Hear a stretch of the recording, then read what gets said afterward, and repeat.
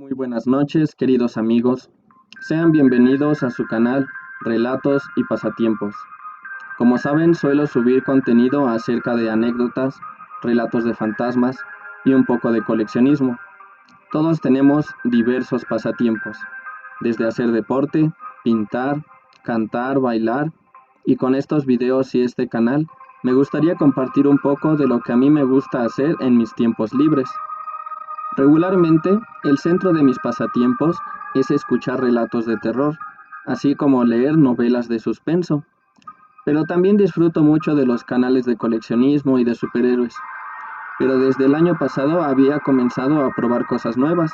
Siempre estoy en busca de nuevos pasatiempos, y ahora he encontrado uno muy interesante en esto de subir videos.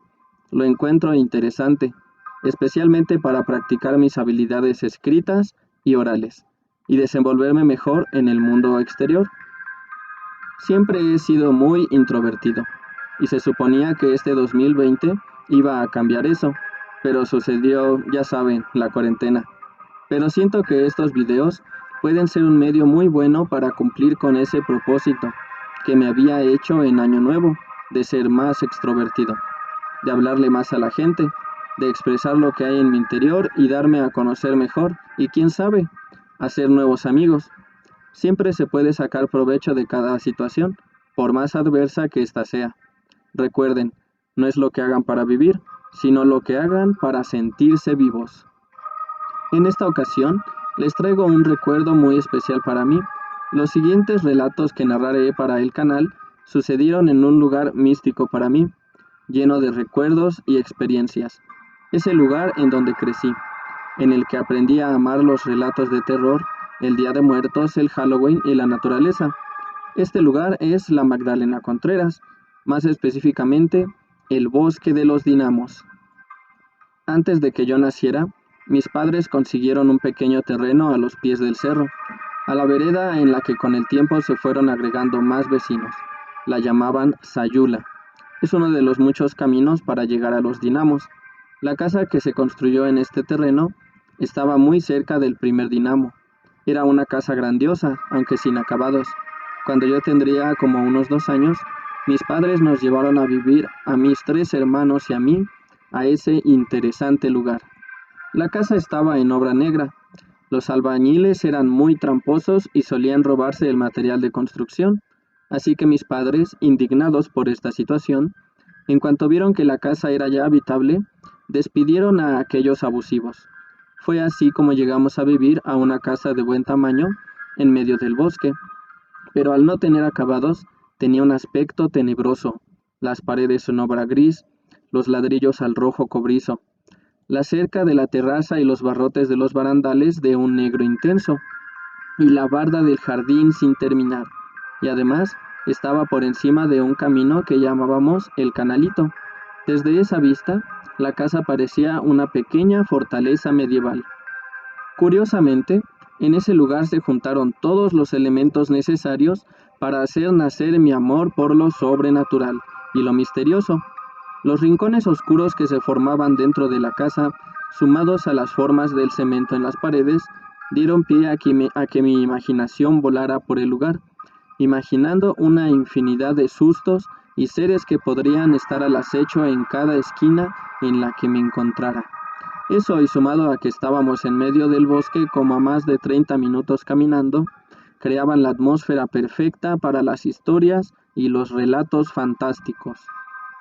El bosque era espeso y frío, un frío tan terrible que llegaba hasta los huesos.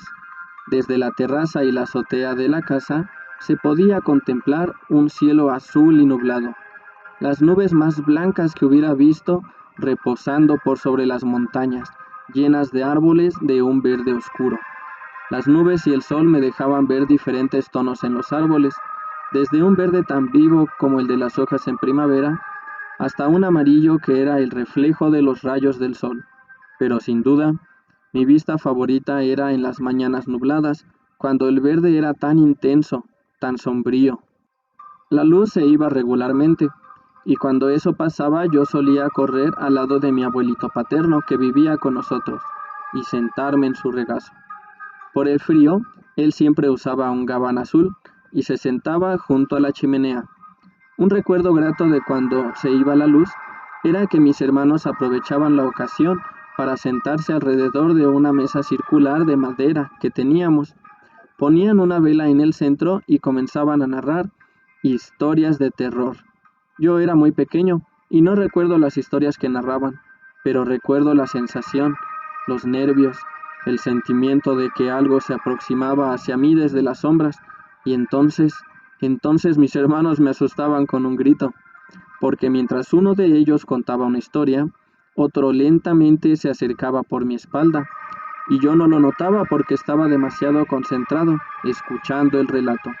Y en la parte de mayor tensión, el hermano al que le tocase colocarse en mi retaguardia, me tomaba por la espalda y gritaba con todas sus fuerzas.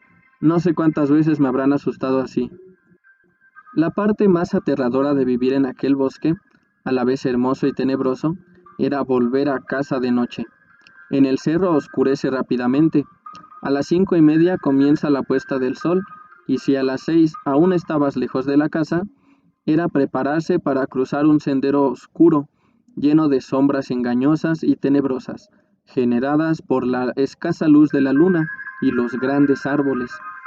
Había dos caminos, uno por donde podían entrar los autos y otro que era tan estrecho que se tenía que cruzar caminando.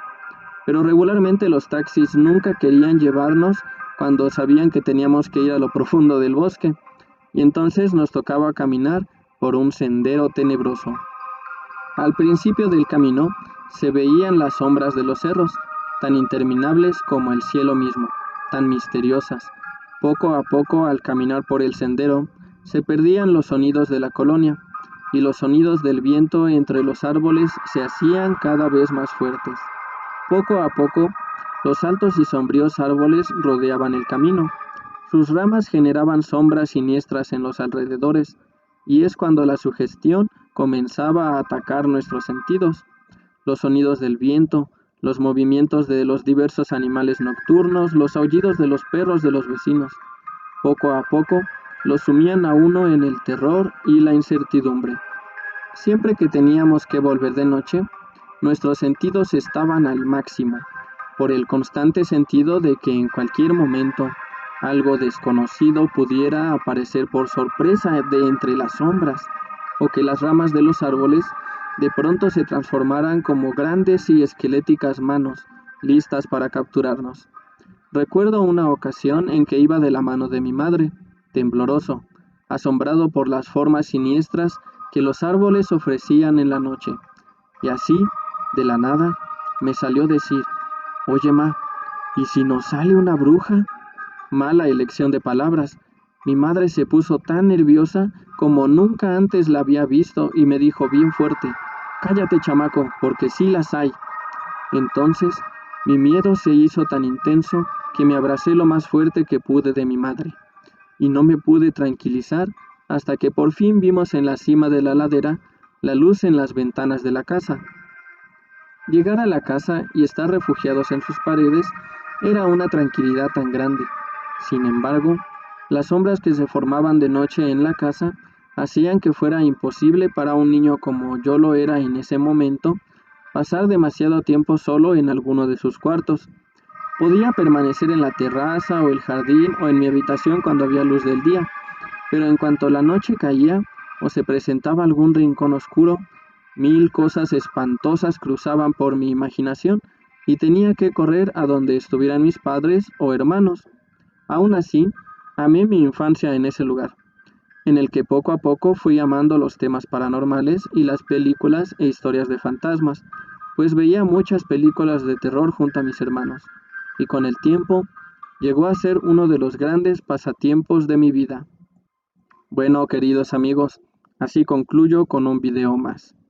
En verdad era necesario estar en contexto para que puedan percibir la magnitud de los relatos que vendrán en los próximos videos. En verdad les aseguro que viví experiencias aterradoras en ese lugar, pero ¿saben qué? Me encantaba y las volvería a repetir una y otra vez. Los invito a suscribirse y a dar clic en la campanita para recibir las notificaciones de cuando suba un nuevo video. Que tengan una bonita noche y no se olviden de dejar sus sugerencias en los comentarios. Y si gustan que narre alguna de sus anécdotas, déjenla en los comentarios. Con mucho gusto la voy a leer. Yo soy Daigo Sandoval y esto es Relatos y Pasatiempos. Hasta la próxima.